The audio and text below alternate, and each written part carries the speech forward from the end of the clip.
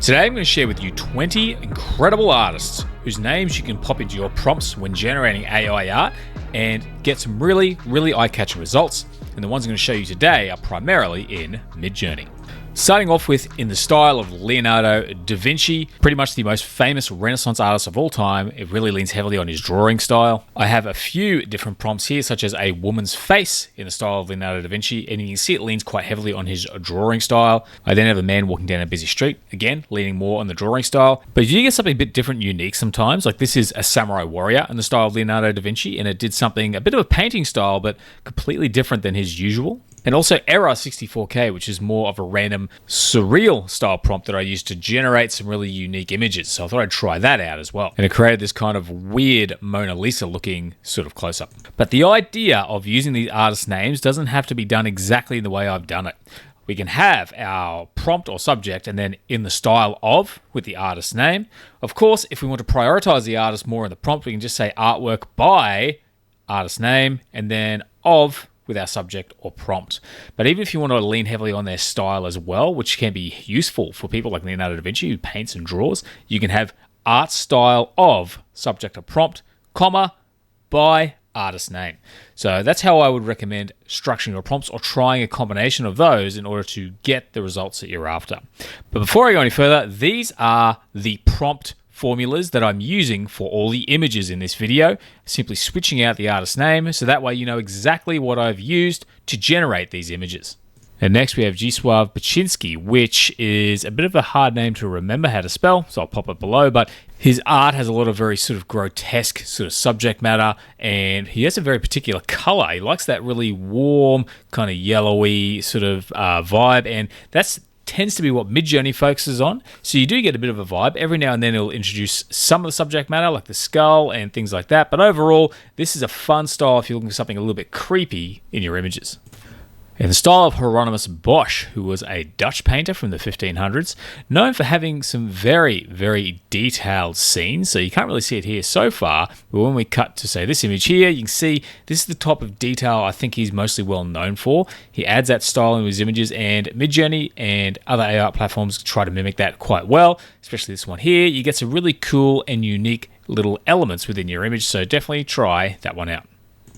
And moving on to one of my favorite artists in the style of H.R. Giger. This is the artist behind the design of the alien in the movies Aliens, and you can see how it's a very sort of dull, almost grayscale sort of look for pretty much all of them, not everything. Adds in a lot of xenomorph style circuitry, a lot of biomech elements. So you get some really cool kind of like horror sci-fi vibes when you use his name in your prompts. Highly recommend playing with that one. Very strong style. Next, we have in the style of Hokusai, who is the most famous sort of Japanese woodblock print artist who created the Great Wave, probably the most well-known ukiyo-e print of all time. And most AI art platforms do lean very heavily on that Great Wave in creating these images. Not all the time, but in most of them. Even here with Error 64K, there's a pixelated version of it. So this can be good for getting a particular style. However, if you're not looking for that Great Wave, I do have a solution which might help. So I've done a search for Hokusai Laughing Demon, which is another one of his famous artworks that looks nothing like the Great Wave. So I'm going to grab this image and save it. I then come back to Midjourney and drag this image in as a style reference. And simply by uploading some artwork made by one of your favorite artists in as a style reference, you can get some pretty unique results. So when I submit this, we get to more closely match the style, also the color, and even down to the texture of the image we uploaded. So these images were done with the same prompts as before, without the in the style of at the end, just the prompt, and I think it turned out pretty well. And this is a great experiment if you have any favorite artworks you want to sort of use as a style reference.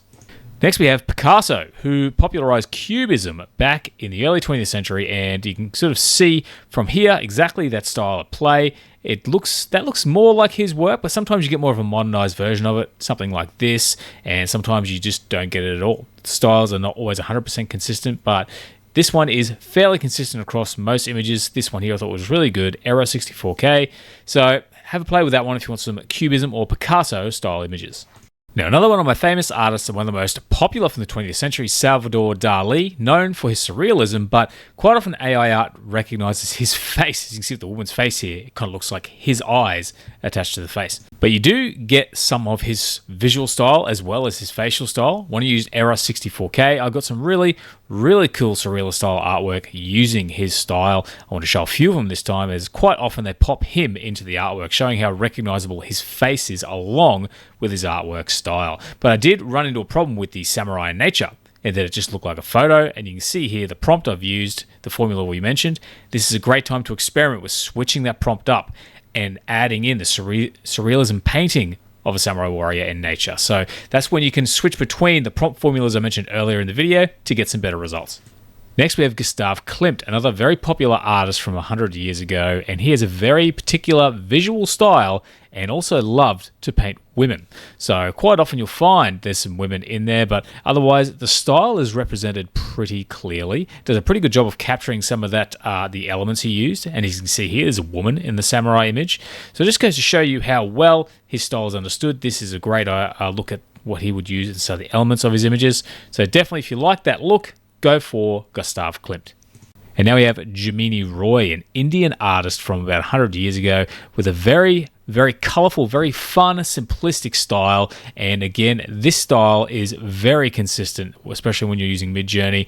It has a great simplistic feel to the images, lots of strong colors, and just a really sort of traditional feel and great art style to work with. So if you like what you see here, I'd definitely try that one out. This one's a lot of fun.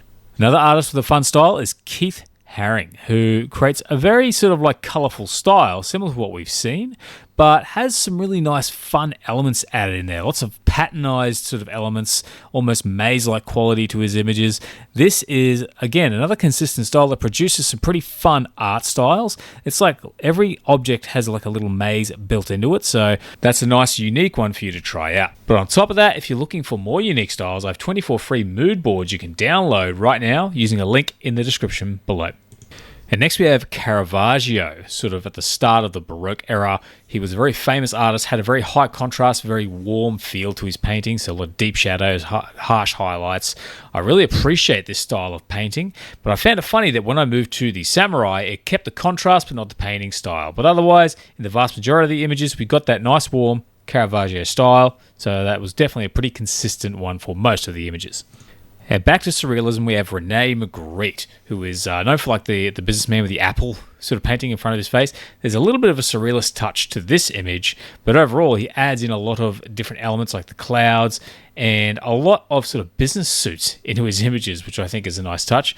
Overall, I really like Rene Magritte's work, and it's just a neat art style even if you're not into surrealism. And now one of the most famous artists of all time, Vincent Van Gogh from the late 19th century, a post-impressionist, has a really colorful style, thick art strokes, and it translates pretty well here. Sometimes you get a lot of starry night elements, although I was lucky enough not to get it too much in this particular lot of images. You can see it here with the samurai. But overall, if you love that style, this is a really easy way to get it with Midjourney or an AI art platform. But another powerful art style belongs to Alex Grey, who has a lot of detail in his images, but also just some very unique color choices, and the patterns that he applies to various elements or surfaces really makes for some unique artwork when you're applying them to your AI art. I really love pretty much every image I got when I referenced his name, and there's just too many to show here, but you got some really awesome images. I love this one of the eye, and just pretty much everything I got with his name turned out looking pretty solid. And Jean Vermeer, another artist from a few hundred years ago, known for the girl with the pearl earring, which has kind of been replicated here with the woman's face, but also did some really nice outdoor paintings. Now, this kind of matches the color, but not exactly the paint style. But you do definitely get more of a painting style whenever you reference him. Some of it's a little rough in some areas. And we've got more of a photo here of the girl with the pearl earring as Era 64K. But I also shared this one because it more further represents some of his outdoor painting work. So definitely have a play with that one if you want something a little more traditional. Akira Toriyama of Dragon Ball Z fame. So sometimes you will get some Dragon Ball Z elements, but most of the times it just does a great job of getting the way he draws certain elements, faces, or even just the layout. I love the way the old man is drawn here and just the proportions that are introduced into the images. If you're a fan of his art style or Dragon Ball Z in general, this would be a great one to play with. And I really love this one of Goku's got like a jacket on, but really just a fun style to play with, especially if you're a fan of anime. But American comic book fans might know Frank Miller from the Dark Knight Returns comics, a very gritty, sort of almost mature comic style, and it does tend to add it into the images pretty effectively. Sometimes you will get Batman elements, but again, it does a pretty good job of sticking primarily to a particular style of image.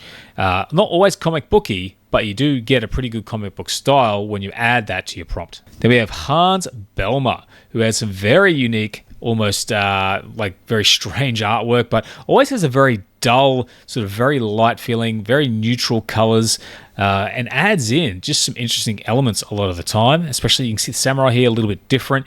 This is a great way if you're looking for something in this color scheme that looks a little bit different than usual, adds in a few weird and strange elements. This is a lot of fun to play with, especially this one here, more of a 3D style, which I thought was a nice touch when I used his name in this prompt. But if you want something really outstanding, Chris Dyer has a very, very colorful style. Lots of fun elements, lots of dots, lots of just abstract elements thrown in to scenes. And it just creates really, really eye-catching AI art. So his art style is quite represented well in a lot of the images. Sometimes it gets things a bit mixed up. But overall, the color is there, the detail and the elements always ring pretty true. And you always get some really cool little characters and designs sort of mixed in there. But if you're into sort of dystopian sci-fi art, Simon Stalenhag has some really, really awesome styles. This is actually the woman's face, and I love the way it took his style and applied that surrealist sort of feel to it. There's lots of kind of different and unique robot designs in these images. Obviously not with a samurai, but there's a little bit of robotic pack on his back. But the way it adds in and just changes some of these elements around, that real post-apocalyptic look, but with the robots, just a lot of fun to experiment with. I highly recommend checking it out. Now, I've covered a lot in a short time here, 20 artists in a little over 10 minutes, but this just goes to show you the different types of styles you can get with lots of depth and lots of diversity just by mentioning the name of your favorite artists. And again, don't forget to try their images as style references if you're looking to get something similar to a piece of art you've already seen. But overall, I really enjoyed making this video and exploring and seeing what I can create just by referencing some of these artists. So I highly recommend checking it out. All the names are going to be in the description below if you want to reference them. So check that out. But otherwise, that is the video for today, guys. I hope you found it useful. If you did, please consider giving the video a like. Otherwise, hope to see you again soon. Have a great day and thanks for watching.